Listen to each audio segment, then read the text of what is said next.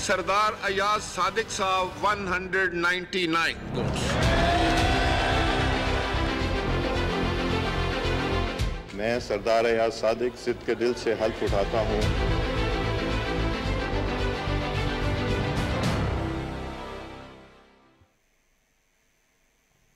ناظرین، خبرنامے میں سب سے پہلے آپ کو بتائیں جمہوری تسلسل کا ایک اور مرحلہ مکمل۔ قومی اسمبلی کے اسپیکر اور ڈیپٹی اسپیکر کے انتخاب کا عمل مکمل ہو گیا ہے۔ سردار ایاز صادق اسپیکر جبکہ سید غلام مصطفیٰ شاہ ڈیپٹی اسپیکر منتخب ہو گئے ہیں۔ تفصیل جانتے ہیں نمود مسلم سے۔ اسپیکر قومی اسمبلی کے انتخاب کے لیے اجلاس راجہ پرویز اشرف کی صدارت میں ہوا۔ اسپیکر کے انتخاب کے لیے 291 ووٹ ڈالے گئے۔ مسلم لیگ نون اور اتحادی جماعتوں کے امیدوار سردار ایاز صادق نے 199 ووٹ حاصل کیے اور وہ اسپیکر منتخب ہوئے۔ Total votes polled 291. Valid votes 290. Invalid vote 1. سردار ایاز صادق صاحب 199 votes. سبکدوش ہونے والے اسپیکر راجہ پرویز اشرف نے سردار ایاز صادق سے حلف لیا۔ میں سردار ایاز صادق صدق کے دل سے حلف اٹھاتا ہوں کہ میں خلوص نیت سے پاکستان کا حامی اور وفادار رہوں گا۔ منتخب ہونے والے اسپیکر سردار ایاز صادق کی صدارت میں ہونے والے ڈپٹی اسپیکر کے انتخابات میں 289 ووٹ ڈالے گئے۔ پیپلز پارٹی کے غلام مصطفیٰ شاہ نے 197 ووٹ حاصل کیے اور ان کے مد مقابل جنید اکبر کو 92 ووٹ ملے۔ اسپیکر ایاز صادق نے ڈپٹی اسپیکر غلام مصطفیٰ شاہ سے عہدے کا حلف لیا۔ قومی اسمبلی کے اجلاس کے دوران سنی اتحاد کونسلر کی شہزادہ گستاسف اور مسلم لیگ نون کی منیبہ اقبال نے حلف لیا۔ نقطہ اعتراض پر بات کرتے ہوئے MQM کے فاروق ستار نے کہا کہ ہم ملک کے معاشی مسائل حل کرنے کے لیے آئے ہیں، سیاسی استحکام سے ہی معاشی استحکام آئے گا۔ انہوں نے کہا کہ بلدیاتی نظام کے آئینی تحفظ کے لیے آئینی ترمیم لا رہے ہیں، جس کے لیے اپوزیشن سمیت ہر سیاسی جماعت کے پاس جائیں گے۔ رکن اسمبلی رانا تنویر، عطا تارڑ اور احسن اقبال نے کہا کہ ایوان میں ہر بات پر اعتراض کرنے والے جمہوریت اور ملک کی معیشت کو ڈیریل کرنا چاہتے ہیں، جو خیبر پختونخوا کی جیت کو مان رہے ہیں اور باقی صوبوں میں ہارنے کے بعد شور کر رہے ہیں۔ دراصل وہ مینڈیٹ کو ہی نہیں سمجھتے۔ ایوان نے سید نوید قمر کی صدر اور سینٹ کے انتخابات کے لیے اسمبلی ہال کو پولنگ اسٹیشن کے طور پر استعمال کرنے کی قرارداد منظور کی۔ ڈپٹی اسپیکر سید غلام مصطفیٰ شاہ نے قومی اسمبلی کا اجلاس اتوار کی صبح 11 بجے تک ملتوی کر دیا۔ نمود مسلم، پاکستان ٹیلی ویژن نیوز، اسلام آباد۔ قومی اسمبلی میں وزیر اعظم پاکستان کا انتخاب اتوار کو ہوگا۔ قومی اسمبلی سیکریٹریٹ سے جاری شیڈیول کے مطابق وزیر اعظم کے عہدے کے لیے کاغذات نامزدگی کل دن 2 بجے تک جمع ہوں گے، جبکہ جانچ پڑتال سپہر 3 بجے ہوگی۔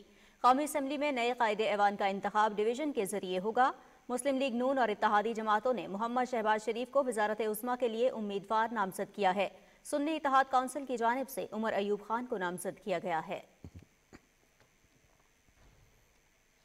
صدر مملکت کا انتخاب 9 مارچ کو ہوگا۔ الیکشن کمیشن نے شیڈیول جاری کر دیا۔ صدارتی انتخاب کے لیے کاغذات نامزدگی کل دوپہر 12 بجے تک جمع ہوں گے، جبکہ ان کاغذات کی جانچ پڑتال 4 مارچ کو صبح 10 بجے کی جائے گی۔ امیدوار 5 مارچ دوپہر 12 بجے تک اپنے کاغذات نامزدگی واپس لے سکیں گے اور اسی روز دوپہر 1 بجے فہرست آویزاں کر دی جائے گی۔ صدر مملکت کے انتخاب کے لیے پولنگ 9 مارچ کو پارلیمنٹ ہاؤس اور چاروں صوبائی اسمبلیوں میں صبح 10 بجے سے سپہر 4 بجے تک ہوگی۔ مسلم لیگ نون کے قائد محمد نواز شریف اور جمعیت علماء اسلام کے سربراہ مولانا فضل الرحمان کے درمیان اسلام آباد میں ملاقات ہوئی۔ دونوں رہنماؤں نے مجموعی سیاسی صورتحال پر تبادلہ خیال کیا۔ سینیٹر اسحاق ڈار، احسن اقبال، خواجہ سعد رفیق، رانا ثناء اللہ، مولانا عبدالغفور حیدری اور نور عالم خان بھی اس ملاقات میں شریک تھے۔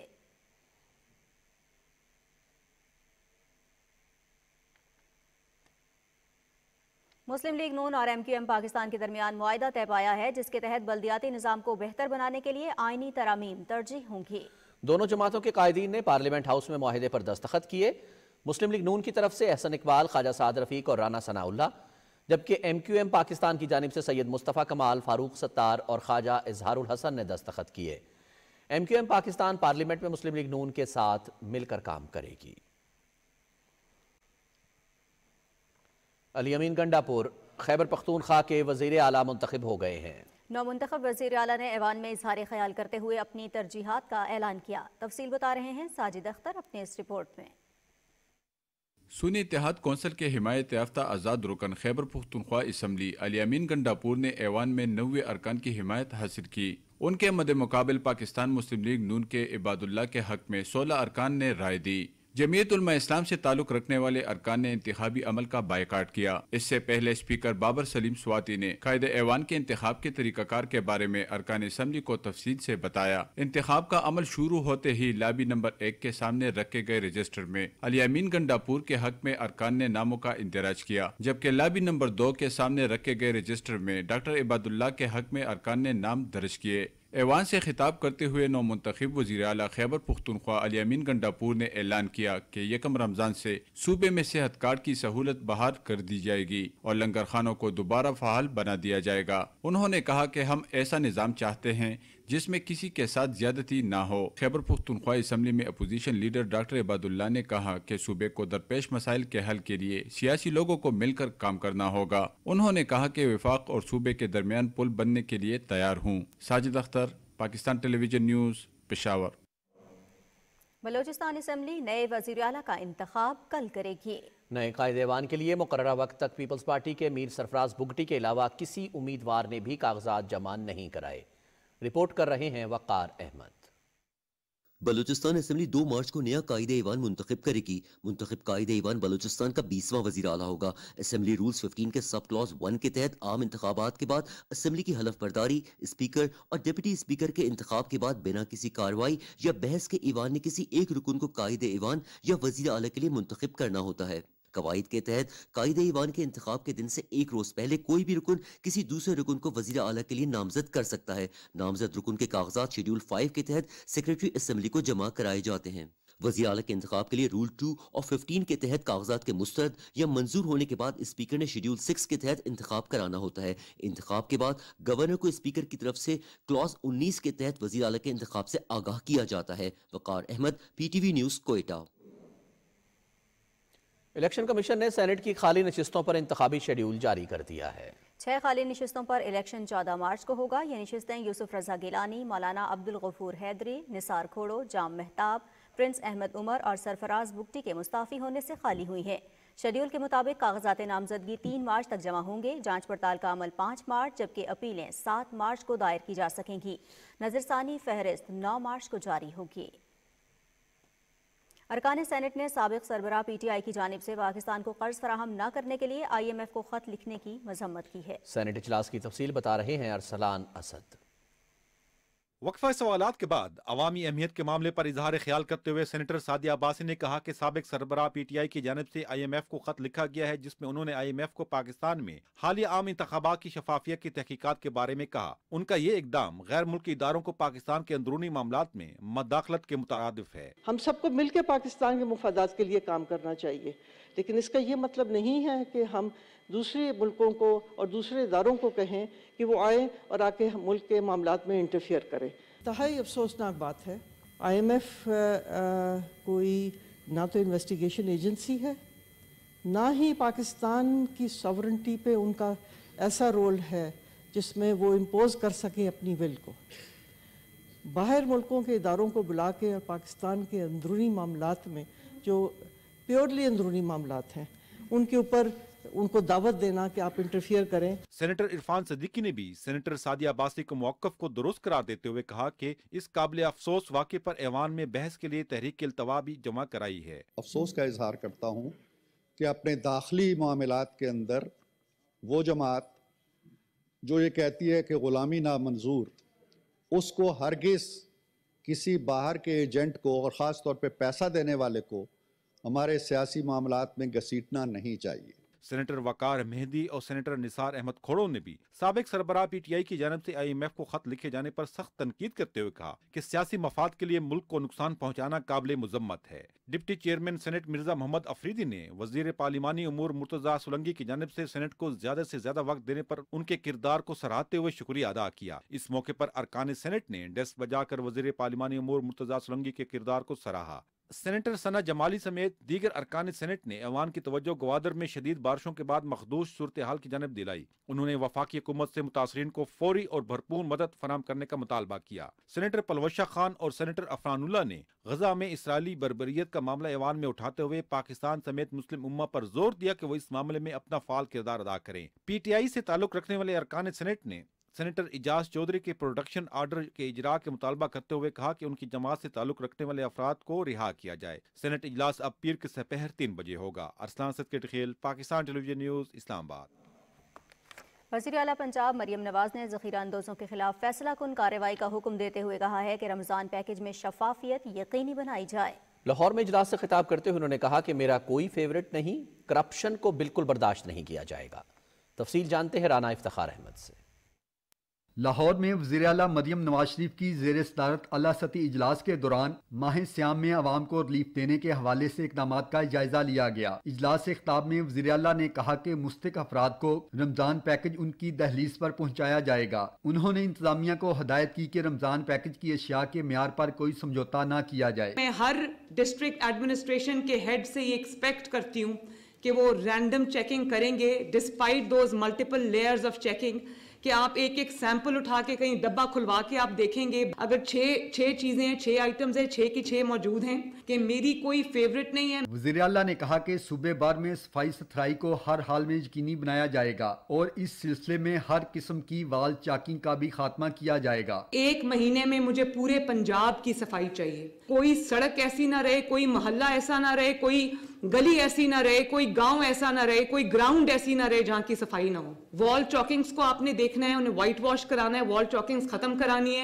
وزیر اعلیٰ مریم نواز شریف نے کہا کہ وہ خود شہروں کے ہنگامی دورے کریں گی اور عوام کو دی جانے والی سہولتوں کا جائزہ لیں گی۔ پنجاب کے پہلے مستند ڈیٹا بیس ہب اور ڈیٹا بیس اتھارٹی کے لیے تجاویز اور سفارشات پر غور کیا گیا۔ پنجاب کے پہلے ڈیٹا بیس کی تشکیل سے معاشی پالیسی سازی میں مدد ملے گی اور سماجی تحفظ کے پروگرام میں آسانی ہوگی۔ وزیر اعلیٰ مریم نواز شریف نے پنجاب کی آبادی کا مربوط اور مستند ڈیٹا مرتب کرنے کا حکم دیا۔ ڈیٹا بینک میں پنجاب کے ہر فرد اور خاندان کے بارے میں معاشی اور سماجی معلومات کے اشاریے شامل ہوں گے۔ ہر بچے کی پیدائش پر ڈیٹا خود اپ ڈیٹ کرنے کا طریقہ وضع کرنے کی سفارش کی گئی۔ پنجاب میں باہر سے آ کر بسنے والوں کے اعداد و شمار بھی مرتب کرنے کا جائزہ لیا گیا۔ مریم اورنگزیب کی سربراہی میں 13 رکنی ٹیکنیکل ورکنگ گروپ قائم کیا گیا ہے۔ Rana Iftikhar Ahmad, Pakistan television news, Lahore. وزیر اعلیٰ پنجاب مریم نواز شریف سے برطانوی ہائی کمشنر جین میریٹ نے لاہور میں ملاقات کی۔ ملاقات میں پنجاب کے طلباء کے لیے اعلیٰ برطانوی یونیورسٹیوں میں اسکالرشپ بڑھانے پر تبادلہ خیال کیا گیا۔ وزیر اعلیٰ مریم نواز نے گورننس اور شفافیت پر اپنے ویژن سے آگاہ کیا۔ ڈیجیٹل پنجاب، IT پارک، خواتین میں تعلیم کے فروغ، موسمیاتی تبدیلی اور ماحولیاتی آلودگی کے سدباب پر گفتگو ہوئی۔ برطانوی ہائی کمشنر جین میریٹ نے مریم نواز شریف کو پہلی خاتون وزیر اعلیٰ بننے پر مبارکباد پیش کی اور ان کے لیے نیک تمناؤں کا اظہار کیا۔ وزیر اعلیٰ سندھ سید مراد علی شاہ سے امریکی سفیر ڈونلڈ بلوم نے کراچی میں ملاقات کی اور 2 طرفہ تعلقات پر تبادلہ خیال کیا۔ وزیر اعلیٰ سندھ نے کہا کہ امن و امان کی مکمل بحالی، صاف پانی کی فراہمی، ٹرانسپورٹ اور انفراسٹرکچر کی بہتری ترجیحات میں شامل ہے۔ مراد علی شاہ نے کہا کہ سماجی ترقی کے شعبے کی ترقی اور غربت کا خاتمہ، اس کے لیے صنعتی اور زرعی شعبوں پر توجہ دی جائے گی۔ نگران وفاقی وزیر مرتضی سولنگی کے اعزاز میں وزارت پارلیمانی امور میں الوداعی تقریب کا انعقاد کیا گیا۔ اس موقع پر وفاقی وزیر کا کہنا تھا کہ نگران حکومت نے انتخابات کے انعقاد میں بھرپور معاونت فراہم کی ہے۔ انہوں نے کہا کہ عوام کی شرکت کے بغیر جمہوریت کامیاب نہیں ہو سکتی۔ ملک میں جمہوری عمل جاری ہے اور اسمبلیاں وجود میں آ چکی ہیں۔ مرتضی سولنگی نے کہا کہ امید کرتا ہوں کہ نئی حکومت عوامی توقعات پر پورا اترے گی۔ چیئرمین سینیٹ محمد صادق سنجرانی نے سردار ایاز صادق کو اسپیکر قومی اسمبلی منتخب ہونے پر مبارکباد دی ہے۔ پارلیمنٹ ہاؤس میں ہونے والی ملاقات میں چیئرمین سینیٹ نے کہا کہ سردار ایاز صادق ایک زیرک، معاملہ فہم اور بردبار سیاستدان ہیں۔ ان کا بطور اسپیکر انتخاب ان کے تجربے اور صلاحیتوں پر اتحادی جماعتوں کی قیادت کے بھرپور اعتماد کا اظہار ہے۔ انہوں نے کہا کہ ان کی سربراہی میں قومی اسمبلی ملک کے عوام کی فلاح و بہبود اور خوشحالی کے لیے بھرپور کردار ادا کرے گی۔ سردار ایاز صادق تیسری بار اسپیکر قومی اسمبلی کے عہدے پر فائز ہوئے ہیں۔ ان کی سیاسی جدوجہد کے حوالے سے رپورٹ تیار کی ہے طاہر جعفری نے، ملاحظہ کیجیے۔ शराफत, आजिज़ी और इंकिसारी और अवामी खिदमत सरदार एयाज सादिक की सियासत के नुमायां औसाफ हैं। सादा तबीयत और पुरवकार शख्सियत के मालिक एयाज सादिक का शुमार मियां नवाज शरीफ के बाएतमाद साथियों में होता है। 17 अक्टूबर 1954 को लाहौर के एक मोअज़्ज़ज़ घराने में आंख खोलने वाले सरदार एयाज सादिक ने पंजाब यूनिवर्सिटी से कॉमर्स में ग्रेजुएशन की और कारोबार से मुंसलिक हो गए। बाद में खिदमत खल्क और वतन अजीज की खिदमत का आज़म लिए सियासत के पुरखार रास्ते का इंतखाब किया। वो पहली बार 2002 में लाहौर से कामयाब होकर कौमी असम्बली पहुंचे। ये वो वक्त था जब उनकी जमात आमरीत के दौर में शदीद मुश्किलात का शिकार थी। सरदार एयाज सादिक ने ईवान में अपनी जमात और उसकी क़यादत की भरपूर नुमाइंदगी की। हमारा पुराना हल्का था NA 122, अब वो 129 है। एयाज सादिक साहब उधर से माशाल्लाह 4 मरतबा MNA हुए। हल्का जो है ना वो आज भी उनको ना याद करता है एक अच्छे इंसान के तौर पे, अच्छे सियासतदान के तौर पे और अच्छे एक एज ए हमदर्द के तौर पे, और उनका जो स्पीकर बनना ये तमाम पार्टियों के लिए एक अच्छा फैसला है। सरदार एयाज सादिक दूसरी बार 2008 में रुकन कौमी असम्बली मुंतखब हुए और अपनी तमाम तर तवानाइयाँ हल्के के अवाम के मसाइल हल करने पर वक्फ कर दी। 2013 के आम इंतखाबात में एयाज सादिक एक बार फिर कामयाब हुए और स्पीकर कौमी असम्बली मुंतखब हुए। उन्होंने बतौर स्पीकर ईवान में जमहूरी इक़्तिदार को परवान चढ़ाया और तमाम सियासी जमातों को साथ लेकर चले। 2018 के आम इंतखाबात में भी कामयाबी ने उनके कदम चूमे। हालिया आम इंतखाबात में भी वो अवाम का एतमाद हासिल करने में कामयाब हुए। उन्हें मुस्लिम लीग नून और इत्तेहादी जमातों ने एक बार फिर कौमी असम्बली के स्पीकर के तौर पर नामजद किया है। धीमे लहजे के हामिल सरदार एयाज सादिक के मुखालफिन भी उनकी सियासी बसीरत और फहम फरासत के कायल हैं। सियासी मुबसरीन का कहना है कि सरदार एयाज सादिक बतौर स्पीकर गैर जानिबदाराना अंदाज से अपना किरदार अदा करेंगे। Tahir Jafri, Pakistan television news, Lahore.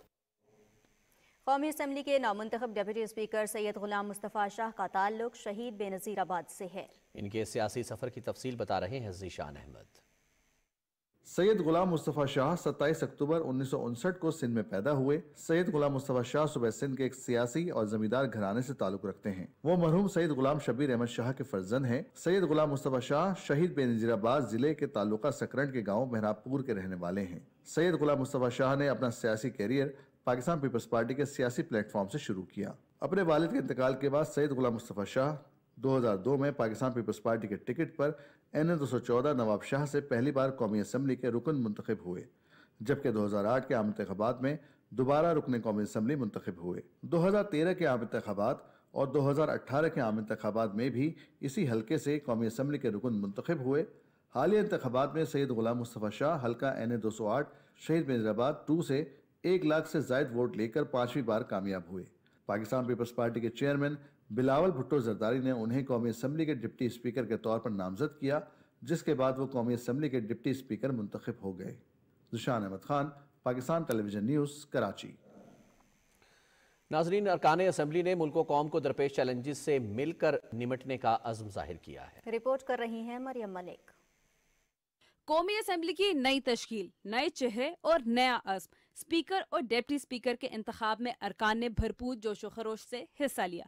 कहते हैं हुकूमत की तश्कील मुकम्मल होने के बाद अवामी मसाइल हल किए जाएंगे। महंगाई, बेरोजगारी, लोड शेडिंग, दहशत गर्दी, हर किस्म के खात्मे के लिए नई हुकूमत मफाहमत के साथ, यकजहती के साथ, पूरी कुव्वत के साथ शहबाज शरीफ साहब बतौर वज़ीर आज़म काम करेंगे। सियासी इस्तेहकाम और माशी इस्तेहकाम, पाकिस्तान को भी इसकी ज़रूरत है कि हम आगे मफाहमत के साथ चलें, अवाम के मसाइल हल करें। नौजवानों को इंगेज करना होगा और ग्रास रूट लेवल पर डेवलपमेंट पे काम करना चाहिए। हल्फ उठा लिया है तो उस हल्फ की पासदारी हम सब पे लाज़िम है। तो मैं समझती हूँ कि ऐसा माहौल पैदा करने की ज़रूरत है जिससे पाकिस्तान को जो दरपेश मसाइल हैं उनसे बाहर निकाल सके। नौ मुंतखब अरकान कौमी असम्बली का कहना है कि गुर्बत, महंगाई और बेरोजगारी एक बड़ा चैलेंज होगा, मिलकर ही उनसे निपटा जा सकता है। जो मुल्क के हालात हैं उसमें हमें अपोजिशन के लिए भी दरवाजे खोलने चाहिए और मिल के चलना चाहिए। हमारा घर यही है, इसी में रहना है तो इसको अच्छा बनाना लाजमी है।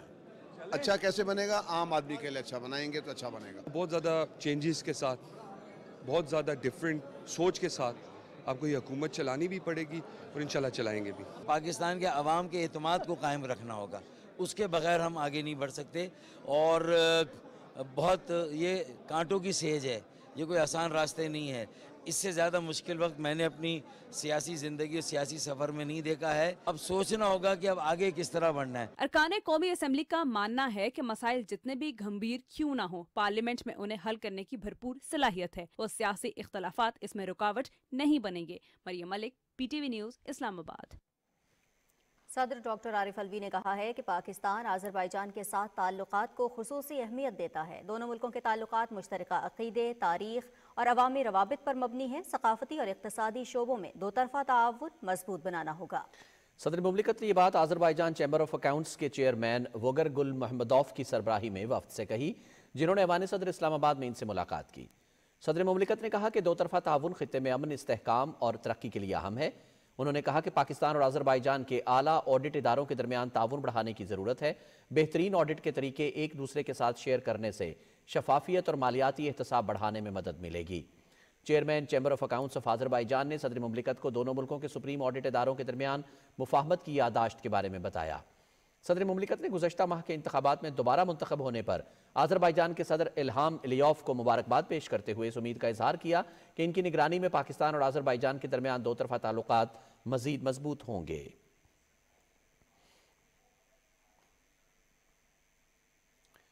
ناظرین، کاروباری ہفتے کے آخری روز پاکستان سٹاک ایکسچینج میں تیزی کا رجحان برقرار رہا۔ 100 انڈیکس میں 747 پوائنٹس کا اضافہ ہوا۔ انڈیکس 65,325 پر بند ہوا۔ تفصیل جانیں گے ذیشان احمد خان سے۔ کاروباری دن کے دوران 100 انڈیکس بلند سطح پر ٹریڈ کرتا رہا۔ معاشی ماہرین کا کہنا ہے کہ حکومت کی تشکیل کا احسن انداز سے مکمل ہونا اور سرمایہ کاروں کے اعتماد میں اضافے کے مثبت اثرات اسٹاک مارکیٹ پر پڑ رہے ہیں۔ سرمایہ کار پر امید ہے کہ 100 انڈیکس آئندہ دنوں میں مزید بلندی کی جانب گامزن ہوگا۔ SIFC پہ بہت کام ہو رہا ہے اور اس کے ساتھ FDI بھی جڑا ہوا ہے اور اس کی رپورٹس بھی پبلش ہو رہی ہیں، تو جلدی پبلش کرتے ہیں، اس میں بتاتے ہیں کہ پروگریس کیا ہو رہی ہے۔ تو یہ ایک بہت خوشائن قدم ہے۔ IT کا سیکٹر اٹھا کے دیکھ لیں، ایمنس پوٹینشل ہے۔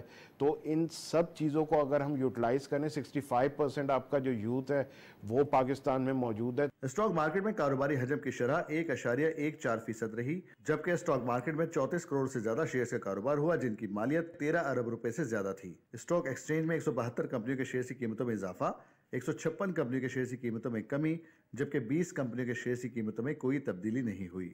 اسٹاک مارکیٹ میں کمرشل بینکس، کیمیکلز اور انشورنس سے تعلق رکھنے والی کمپنیوں کے سودے نمایاں رہے، جن کی قیمتوں میں اضافہ ہوا۔ Zeeshan Ahmad Khan, Pakistan television news, Karachi.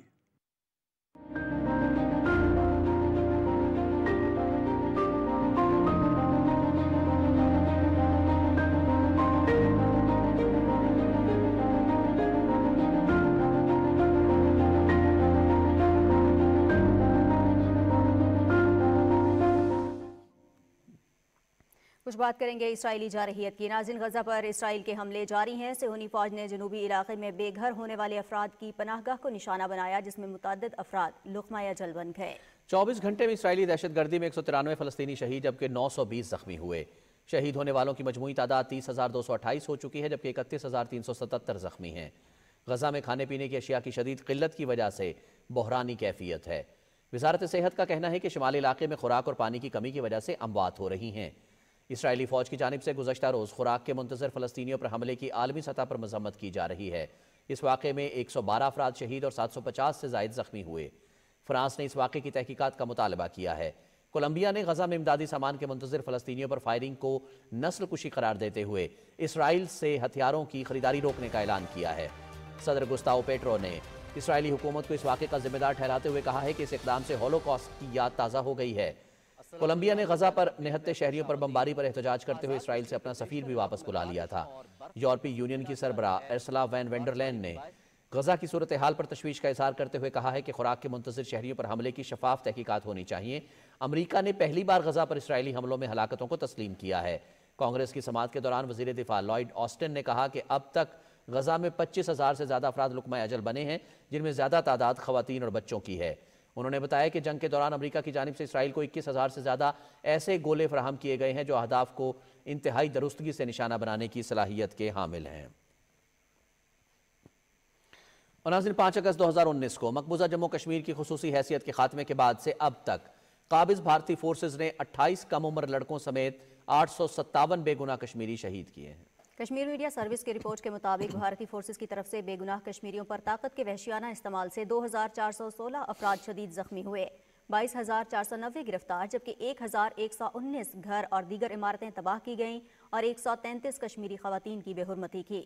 कुल जमाती हुर्रियत कॉन्फ्रेंस के तर्जुमान ने ज़कूरा कत्लेआम के शहदा की 34वीं बरसी पर खराज अक़ीदत पेश करते हुए कहा है कि इस तरह के कत्लेआम भारत की तरफ से मकबूजा इलाके में जारी नस्ल कुशी की मुहिम का हिस्सा हैं। काबिज़ भारतीय इंतजामिया ने सीनियर हुर्रियत रहनुमा मीर वाइस उमर फारूक को आज एक बार फिर श्रीनगर में घर में नज़रबंद करके जामिया मस्जिद में नमाज जुमा की अदायगी से रोक दिया। दूसरी जानिब भारतीय पुलिस ने नामवर कश्मीरी सहाफ़ी आसिफ सुल्तान को श्रीनगर में दोबारा गिरफ्तार कर लिया। उन्हें मकबूजा इलाके की हाईकोर्ट के अहकामात पर 5 बरस की गैर कानूनी हिरासत के बाद मंगल के रोज़ रिहा किया गया था।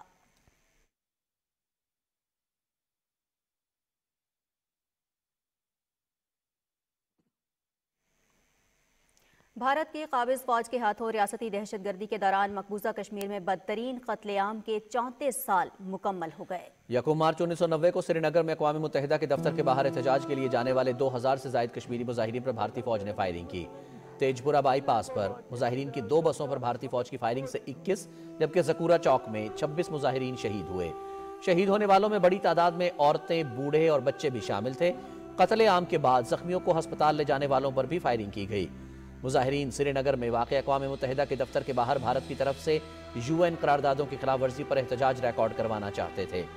इस वाक़े में मजमूई तौर पर 47 कश्मीरी शहीद जबकि सैकड़ों जख्मी हुए थे। 3 दहाइयों से ज़ायद अरसा गुजरने के बावजूद भी ज़कूरा तेजपुरा सानहे के मुतासरीन इंसाफ के मुंतज़िर हैं। भारत में किसानों का देहली चलो मार्च 17वें रोज भी जारी रहा। मार्च में शामिल किसान 13 फरवरी से हरियाणा के खनौरी और शंभू बॉर्डर पर एहतजाज कर रहे हैं। हजारों किसान दिल्ली से 200 किलोमीटर दूर पंजाब हरियाणा सरहद पर जमा हैं। हरियाणा पुलिस की जानिब से किसान मुजाहिरीन पर तशद्दुद के कई वाक़यात भी सामने आए हैं। पुलिस ने मुजाहिरीन के खिलाफ मजीद सख्त कार्रवाइयों की धमकी भी दी है। सड़कों की बंदिश की वजह से पंजाब को डीजल और LPG की सप्लाई बुरी तरह मुतासर हो रही है। मार्च के बायस हरियाणा और अम्बाला के इलाकों में मोबाइल इंटरनेट सर्विस बदस्तूर मुअत्तल है। समूह किसान और किसान मजदूर मोर्चा ने शंभू और खनौरी में सरहदों पर एहतजाज की क़यादत करते हुए सिलसिलावार एहतजाजी मुजाहिरों का ऐलान किया है। पंजाब से बाहर भी किसान यूनियंस ने एहतजाज को वसी करने की कॉल दे रखी है।